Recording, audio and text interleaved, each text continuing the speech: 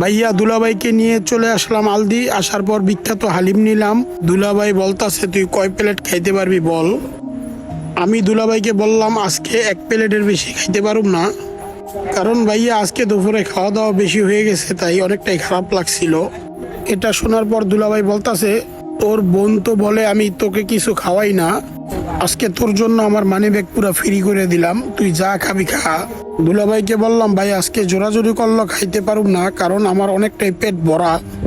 দুলাভাই তো আমার কোনোভাবেই ছাড়তাছে না, কয় তোর এই মিষ্টি কম হইলো 1 কেজি খাইতে হইব। দুলাভাই বলতাছে কম দামে খাওয়ান দরকার নাই, তুই দরকার হইলে 5 মিষ্টি খা, তারপরও তুই 1 কেজি খাবি আজকে। ভাই অনেক জোরাজুরি করার পর 2টা মিষ্টি খাইলাম। পরে আবার দুলাভাই কয় না 2টা হইব না, আরো 2টা খাইতে হবে। পরে আবার 2টা নিলাম, অনেক কষ্ট হয়েছে খাইতে, তারপরও দুলাভাইয়ের মনটা খুশি করে দিলাম। এটা এই জায়গায় শেষ না, নেক্সট পার্ট আছে।